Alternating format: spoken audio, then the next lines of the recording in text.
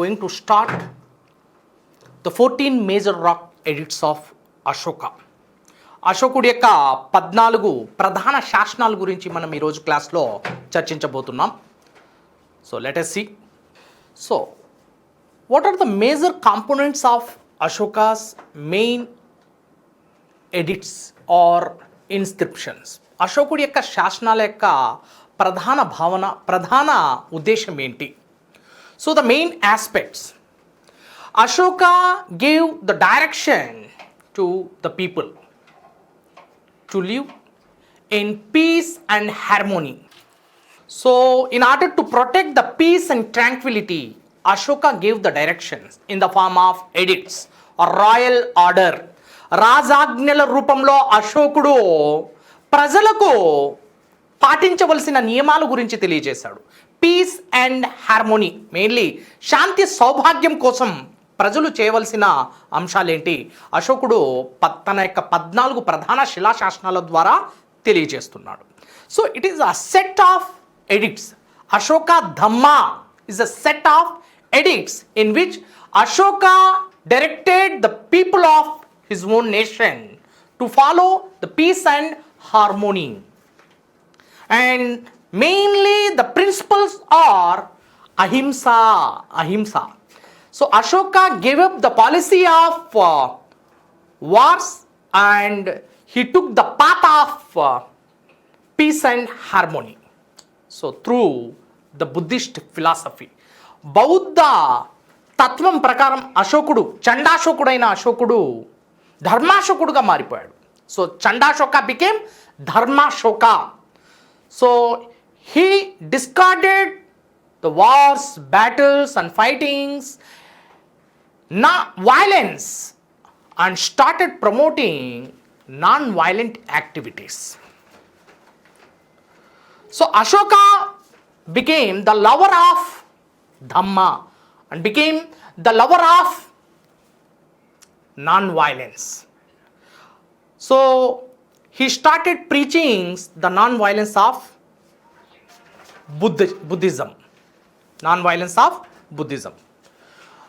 And let us see, the 14 major rock edicts were founded. 181 inscriptions or 181 edicts, royal orders were founded 47 places in India or Indian subcontinent. So what are the main themes of this Ashoka's Dhamma through the 14 major rock edicts?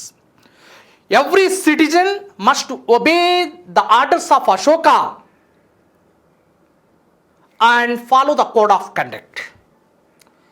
So the main cardinal principles of this Ashoka's Dhamma reflected in the major rock edicts. The first major rock edict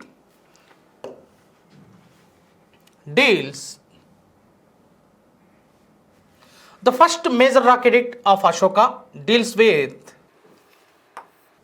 animals, mainly animal sacrifice or animal slaughtering is strictly prohibited. It's completely banned and tabooed on animal slaughtering or animal sacrifices and meaningless ceremonies. So జంతు బలులతో కూడిన యజ్ఞయాగాలను, జంతు బలులతో కూడిన జాతరలను నిర్వహించడం పూర్తిగా నిషిద్ధం అంటూ అశోకుడు మొదటి ప్రధాన శిలాశాసనంలో తెలియజేస్తున్నాడు. ఎక్కడ కూడా జాతరలు నిర్వహించకూడదు, ఎక్కడ కూడా యజ్ఞయాగాలు, జంతు బలులతో కూడిన యజ్ఞయాగాలు కనపడకూడదు.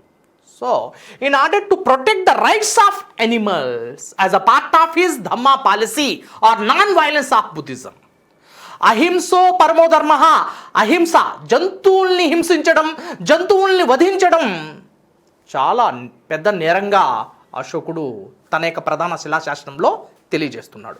అదేవిధంగా ఈ ప్రధాన శిలాశాసనం నుంచి the present day of society, our Indian society, our Indian polity, and mainly the main book on the pretext of our Constitution of India, we are following the principles on the pretext of Indian Constitution. So in Indian Constitution, the policy of Dhamma is also reflected. Animal sacrifice, animal killing or slaughtering is strictly banned according to the Constitution of India. It is clearly mentioned in the directive principles.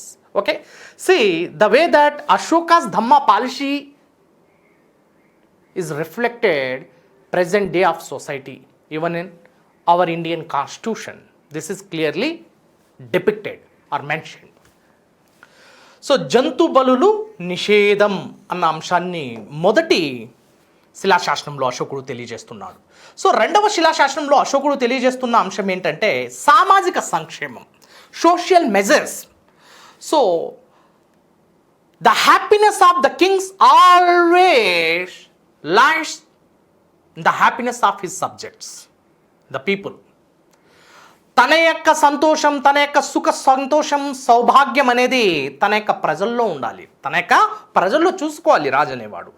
అది సామాజిక స్పృహను రేకెత్తిస్తుంది రెండవ ప్రధాన శిలాశాసనం. ఒక రాజు తన ప్రజల పట్ల ఎటువంటి బాధ్యతను కలిగి ఉండాలి, సామాజిక సంక్షేమం ఏ విధంగా చేపట్టాలి అన్న అంశాన్ని రెండవ ప్రధాన శిలాశాసనంలో తెలియజేస్తున్నాడు. So digging the wells and plantation of the trees or saplings, right, చెట్లను నాటడం, రోడ్లను నిర్మించడం ప్రజా శ్రేయస్సు కోసం, ముఖ్యంగా రైట్ బావుల్ని తవ్వించడం, and making the network of canals for the irrigation purpose. So this all activities are successfully done by the emperor Ashoka of Mauryas. Right, Maurya చక్రవర్తి అయిన అశోకుడు సామాజిక సంక్షేమాన్ని కోరాడు రెండవ ప్రధాన శిలాశాసనంలో. ఇది చాలా క్లుప్తంగా చెప్పబడింది. Right, at the same time the third major rock edict describes generosity to Brahmins, generosity to Brahmins, respect towards the Brahmins and Shramins. శ్రామణులకు శ్రామణులు, శ్రామణులు అంటే బ్రాహ్మణుల యొక్క ఆధిపత్యాన్ని వ్యతిరేకించే వారిని శ్రామణులు అంటున్నాం. Right, so Shramanas means heterodox liberal personalities, Brahmins are orthodox or conservatist in natures. చాలా సనాతనవాదులు అంటుంటాం బ్రాహ్మణుల్ని. అటువంటి బ్రాహ్మణుల్ని రెస్పెక్ట్ ఇవ్వాలి. పండితులు, పురోహితులు కాబట్టి వారి పట్ల మనం మర్యాద పూర్వకంగా, రైట్, గౌరవంతో నడుచుకోవాలి. అదేవిధంగా శ్రామణులకు కూడా మనం గౌరవం ఇవ్వాలి. So respect to both Brahmins and Shramans according to the second major rock edict. And this is also focused the very neighbour states of Ashoka like Kerala Puttas, Satyaputras and Pandyas. చోళులు, పాండ్యులు మరియు చేరరాజుల గురించి ప్రస్తావన కూడా మనకు రెండవ శిలాశాసనంలో చక్కగా ప్రస్ఫుటంగా గోచరిస్తుంది. అంటే రెండవ శిలాశాసనంలో అశోకుడు సామాజిక సంక్షేమం గురించి తెలియజేస్తూనే మరొక వైపు తన యొక్క పొరుగు రాజ్యాలైన చోళ, చేర మరియు పాండ్య రాజ్యాల గురించి తెలియజేస్తున్నాడు. అంటే దీని అర్థం ఏంటంటే పక్క రాజ్యాలతో తనకున్న సంబంధాలు, దౌత్య సంబంధాల గురించి ఇందులో వివరించాడు అశోకుడు. So that is also one of the important aspects of the second major rock edict. And coming to the third major rock edict, so that is generosity to Brahmins and Shramans. And next, the fourth major rock edict, Dhammaghosha. This is describes Dhammaghosha. This is describing Dhammaghosha, discarding Bherighosha. Bherighosha means doing wars, involving in the fights, right, conflicts or confrontation or rivalry or the battles. So the sound of war drums should be avoided and discarded, and one should start promoting or propagating Dhammaghosha. Bherighosha ఆపి ధమ్మఘోషను ప్రారంభించాలి అంటూ అశోకుడు తన యొక్క 4వ ప్రధాన శిలాశాసనంలో పేర్కొనడం జరిగింది. So this is very very important. Sound of dharma, Bherighosha, sound of wars, Dhammaghosha sound of dharma. భేరి అంటే యుద్ధ భేరి అంటుంటాం. యుద్ధాల్లో జయాన్ని సాధించడమే జయభేరి అంటుంటాం. ఈ విధంగా యుద్ధాలు చేయడం కంటే కూడా శ్రేయస్కరమైనది, రాజ్యానికి శ్రేష్టమైనది ఏంటంటే ధర్మ మార్గాన్ని అనుసరించడం అంటూ అశోకుడు క్లుప్తంగా 4వ ప్రధాన శిలాశాసనంలో తెలియజేస్తున్నాడు. So this is focused on Dharmaghosha rather than the Bherighosha. So Ashoka did not wage any war after the battle of Kalinga, and he strongly decided to promote Dhamma or peace and harmony. Had given lot of importance to the peace and harmony rather than the warfare. Next thing is fifth major rock addict of Ashoka. 5వ ప్రధాన శిలాశాసనం ముఖ్యంగా the appointment of ధర్మ మహామాతర.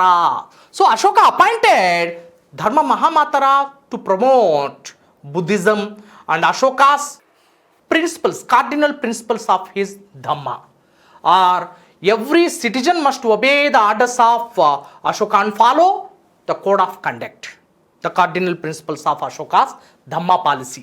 అశోకుడి యొక్క ధమ్మ విధానం యొక్క ప్రధాన నియమ నిబంధనలను ప్రతి ఒక్క పౌరుడు అలవర్చుకోవాలి.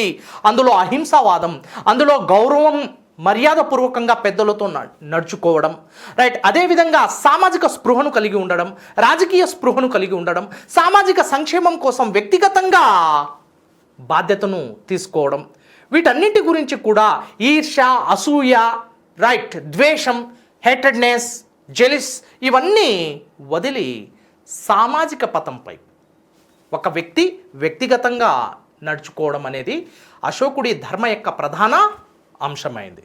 Next major rock edict 6. King's desire to know about his people's conditions about welfare measures. The major rock edict 6 ఇందులో రాజు ఏమంటున్నాడంటే, అశోక చక్రవర్తి, all people are my children, all men are my children, ప్రజలందరూ నా పిల్లలే, ప్రజలందరూ నా పిల్లలే, and people's conditions about welfare measures. So king's desires to know about his people's conditions about welfare measures అంటే రాజు ఏ విధంగా తన యొక్క ప్రజల పట్ల బాధ్యతను కలిగి ఉండాలి, అదే సమయంలో ప్రజలు కూడా ఒక రాజ్యం పట్ల ముఖ్యంగా వ్యక్తిగతంగా ప్రజలు పాటించవలసిన సూత్రాల గురించి, ధమ్మ విధానాన్ని గురించి 6వ శిలాశాసనంలో తెలియజేస్తున్నాడు. Next major rock addict 7. This talks about the tolerance, religious tolerance among the various sects of the society, various sects of the society during the period of Ashoka. Ashoka was the great patronage. So he was the staunch follower of Buddhism. He was a great patron of Buddhism who patronized in a wide scale. Though he was a follower of Buddhism, he gave respect to other religions like Ajivika religion, Brahmanism, Jainism. So the 7th major rock edict throw light on the religious harmony and secular policy of the king. లౌకిక విధానం గురించి తెలియచేయడమే కాకుండా మత విధానం గురించి తెలియజేస్తున్న శాసనం, ప్రధాన శిలాశాసనం 7వ ప్రధాన శిలాశాసనంగా చెప్పుకోవచ్చు. Next coming to major act 8. Ashoka's first Dharmayatra to the enlightenment of Buddha. Venue of enlightenment of Buddha was Gaya or Urvela. So Ashoka visited Gaya first time after taking the throne. సింహాసనాన్ని అధిష్ఠించిన తర్వాత అశోకుడు మొట్టమొదటిసారిగా గయా ప్రాంతానికి ఒక యాత్ర చేస్తున్నాడు, ధర్మయాత్ర చేస్తున్నాడు. So 8th major rock edict describes the great visit of Ashoka to Gaya, Bihar. బుద్ధుడికి జ్ఞానోదయం కలిగిన ఆ ప్రాంతమైన గయా, రువేలా ప్రాంతానికి, బీహార్ ప్రాంతానికి అశోకుడు పర్యటించినట్లు, అశోకుడు ఒక ధర్మయాత్ర చేసినట్లు, ధర్మ అనే పదాన్ని విస్తృతపరిచి సమాజం మొత్తం తెలియజేస్తున్నట్లు మనకి 8వ శిలాశాసనం చెప్తోంది. Next coming to the 9th major rock edict. Meaningless ceremonies shall be avoided. Meaningless ceremonies, అర్థరహితమైన క్రతువుల్ని మరియు జాతరలని నిర్వహించడం నిషేధం. And this is the major aspects of this engraving this 9th major rock edict to protect animals from the huge slaughterings or sacrifices, జంతు బలుల నుంచి right సమాజ శ్రేయస్సును కోరడం, జంతు బలుల్ని ఆపడం, రైట్ జంతువుల్ని రక్షించడమే 9వ ప్రధాన శిలాశాసనం యొక్క ప్రధాన ఉద్దేశమైంది. సో 1వ శిలాశాసనం 9వ శిలాశాసనం రెండు సిమిలర్గా ఉంటాయి. రైట్, రెండు ఒకే పోలికను కలిగి ఉంటాయి. ఎందుకంటే జంతువధ నిషేధం అంటున్నాడు ఇక్కడ. రైట్, అందులో భాగంగానే meaningless ceremonies should be avoided. That should be avoided out rightly. Next the major rock edict 10. 10వ శిలాశాసనం దేని గురించి తెలియజేస్తుందంటే disapproves of the individuals desire for fame and name and stress on Dhamma. ఒకడు ఖ్యాతి కోసం, పేరు కోసం, ప్రతిష్ట కోసం పాకుడులాడడం ఏమాత్రం హేతుబద్ధం కాదు. రైట్, ధర్మ అనే ఆ భావనను ఎవడైతే తన యొక్క వ్యక్తిగత జీవితంలో అలవర్చుకుంటాడో అతడే గొప్పవాడవుతాడు. రైట్, పేరు ప్రఖ్యాతి కోసం, ప్రతిష్ట కోసం, కీర్తి ప్రతిష్టల కోసం పాకుడులాడేవాడు అసలు ఉండకూడదు. ముఖ్యంగా ప్రపంచంలో ప్రాపంచిక కోరికల కోసం బతికేవాడు మనిషే కాదు అంటాడు అశోకుడు తన యొక్క 10వ శిలాశాసనంలో. So this is the main aim of 10th major rock edict. Next major rock edict 11. Dhamma is the best policy, like honesty is the best policy, right, non-violence is the best policy, justice is the best policy, right, justice is the best policy, right, truthfulness is the best policy, fearlessness is the best policy, absolute truth, absolute non-violence, absolute justice, absolute fearlessness, absolute truthfulness. These all are the main cardinal principles. One should adapt, or one should follow, and one should promote. So this is the main thing, right?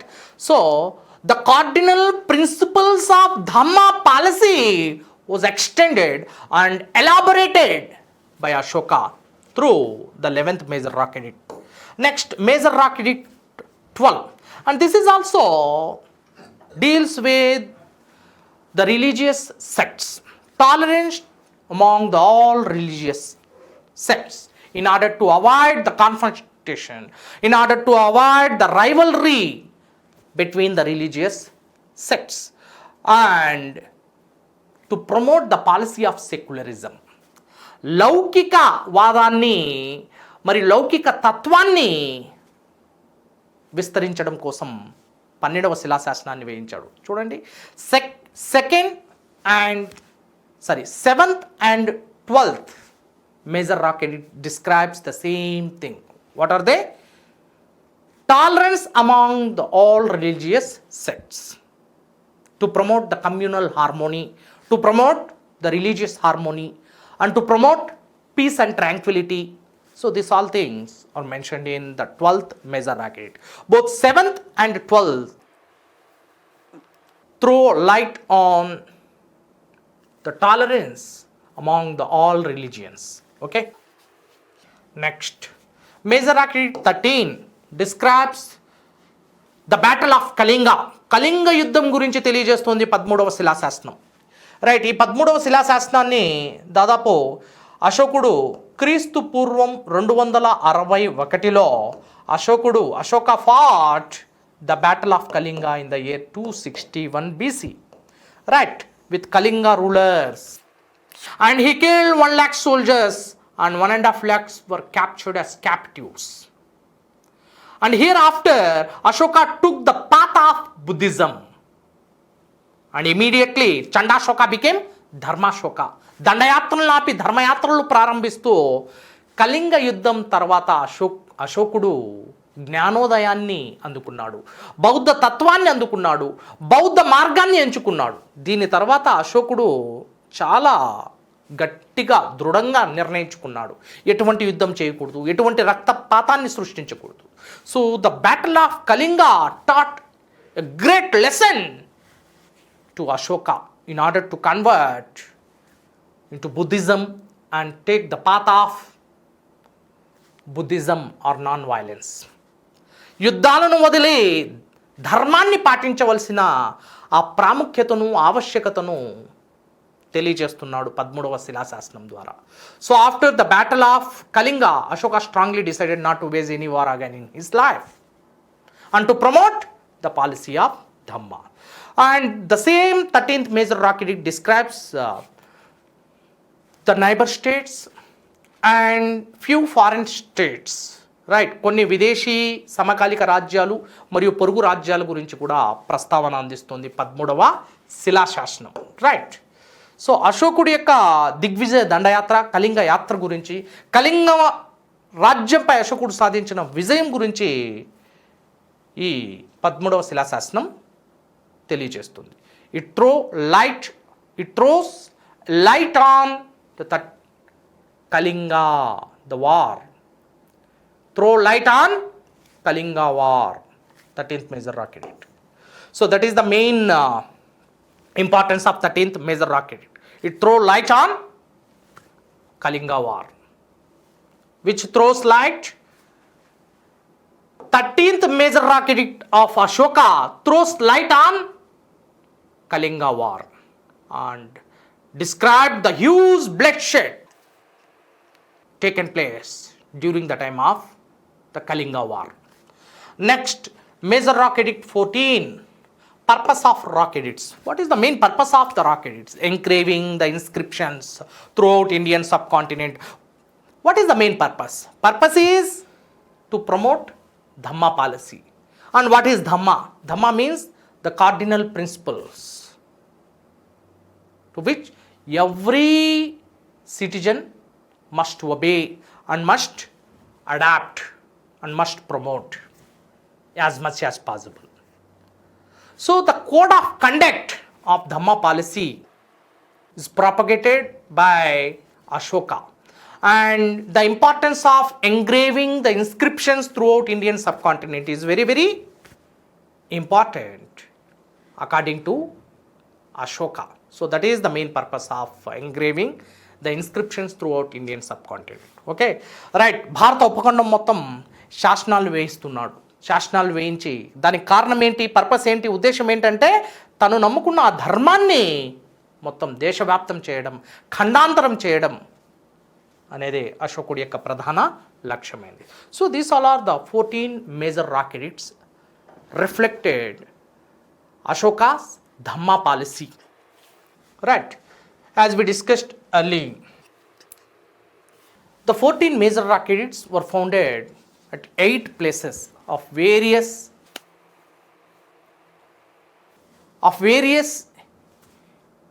places of Indian subcontinent. And what are they? Like Dhauli is located in Odisha, right. Toshali is located in Odisha. So Dhauli and Toshali from Odisha. Next, Kalsi is located in Uttarakhand. At the same time, so many Shahbazgir from Pakistan, Manshera from Pakistan, Girnar from Gujarat or Junagadh. Girnar is also known as Junagadh, right. This Girnar from Gujarat, right. Sopara from Maharashtra. And apart from this, few inscriptions of Ashoka in Andhra Pradesh, Yarragudi and Rajula Mandagiri. So these are the important inscriptions of Ashokas, right, which promoted the Dhamma policy in a wide scale. Next, let us discuss the minor rock edicts. So up to this level, we understood major rock addicts of Ashoka, ప్రధాన శిలాశాసనాల గురించి తెలియజేసుకున్నాం, right. అదేవిధంగా ప్రస్తుతం లఘు శాసనాలు ఏంటి, లఘు శాసనాలు, ఆ లఘు శాసనాల గురించి మనం మాట్లాడుకుందాం, రైట్. మైనర్ రాక్ ఎడిక్ట్స్, చిన్న రాతి శాసనాలు అంటుంటాం, చిన్న శిలాశాసనాలు. Like Brahmagiri from Karnataka, Maski from Karnataka, Udegolam from Karnataka, Gurjara from Karnataka, Rupnath from Madhya Pradesh, right. Siddhapur from Karnataka, Babru, this is from Bihar, right. So next, Bharat from Rajasthan. These all are the important minor rock edicts. So Brahmagiri, Siddhapur, Maski, Udegolam from Karnataka region, Udegolam.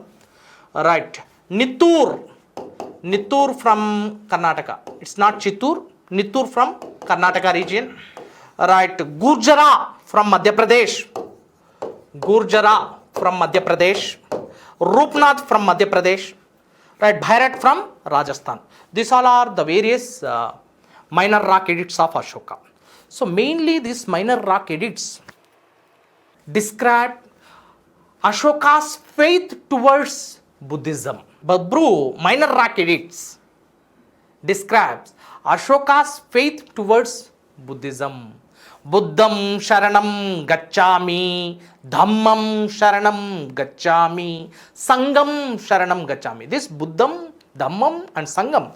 And these words depicted on Babru, minor rock edict. Next, Bhairat, Rajasthan. This is also one of the important edicts which describes the policy of Dhamma and the cardinal principles of Dhamma policy of Ashoka. Right, ఇవన్నీ minor rock edits అని పిలుస్తాం. So ఈ minor rock ఎడిట్స్లో కూడా అశోకుడు తన యొక్క భావజాలాన్ని, ధమ్మ యొక్క సూత్రాలను సమాజం యొక్క నలువైపులా విస్తరించాడు. Right, next let us see pillar edicts and cave edicts. So up to this level we understood the major rock edicts and minor rock edicts. So major rock edicts mainly focused on Dhamma policy and code of conduct. But the minor rock edicts, through minor rock edicts, we are able to know the policy of Ashoka's Dharma, included Ashoka's faith towards Buddhism.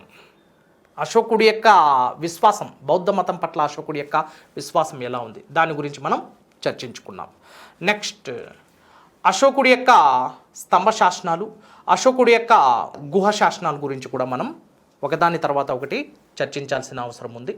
So ఇప్పటి వరకు ప్రధాన శిలాశాసనాల గురించి చర్చించుకున్నాం. అందులో పెద్ద శిలాశాసనాలు, ప్రధాన శిలాశాసనాలు, రెండవది లఘు శిలాశాసనాలు, major rock edicts and minor rock edicts గురించి చర్చించుకున్నాం. ప్రస్తుతం మనం పిల్లర్ ఎడిట్స్ మరియు కేవ్ ఎడిట్స్ గురించి కూడా చర్చించుకోవాలి. రైట్, ఈ పిల్లర్ ఎడిట్స్, కేవ్ ఎడిట్స్ గురించి ఆర్ట్ అండ్ ఆర్కిటెక్చర్లో మనం ఒక స్పెషల్ ఎపిసోడ్ ద్వారా నేర్చుకోబోతున్నాం. ఫస్ట్ ఆఫ్ ఆల్, పిల్లర్ ఎడిట్స్లో స్తంభాల రూపంలో, స్తంభాల మీద అశోకుడు తన యొక్క ధమ్మ అనే అంశాన్ని చాలా క్లుప్తంగా ముద్రించడం జరిగింది, స్తంభాలపై చెక్కించడం జరిగింది. ఆ విధంగా అశోకుడు పలు ప్రాంతాల్లో పిల్లర్స్ని వేయిస్తున్నాడు. రైట్, ముఖ్యంగా అశోకుడి యొక్క పిల్లర్ అలహాబాద్ ప్రాంతంలో కనిపిస్తాయి. అదేవిధంగా తోప్రా, హర్యానా, అదేవిధంగా మీరట్, ఉత్తరప్రదేశ్లోని మీరట్ ప్రాంతంలో అశోకుడి యొక్క స్తంభ శాసనాలు కనిపిస్తున్నాయి. అదేవిధంగా Sarnath is located in Uttar Pradesh. Right, సారనాథ్తో పాటు రాంపుర్వా, సంకిస్సా, పలు ప్రాంతాల్లో అశోకుడి యొక్క స్తంభ శాసనాలు కనిపిస్తున్నాయి. రైట్, నెక్స్ట్ కేవ్ ఎడిక్ట్స్ విషయానికి వస్తే, Barabar hills is the notable examples of cave edicts. Barabar is located in Bihar where Ashoka created 4 caves and donated to Ajivika sect. అజీవికులకు దానం ఇచ్చేశాడు. 4 గుహల్ని తవ్వించి అజీవికా అనే మతస్థులకు దానం ఇస్తున్నాడు. అంటే దీని అర్థం ఏంటంటే, అశోకుడు బౌద్ధుడు అయినప్పటికీ అజీవికా మతస్థులకు దానం చేస్తూ ఈ గుహల్ని తవ్వించాడే. This is the direct indication of Ashoka's communal harmony and his secular philosophy. Okay.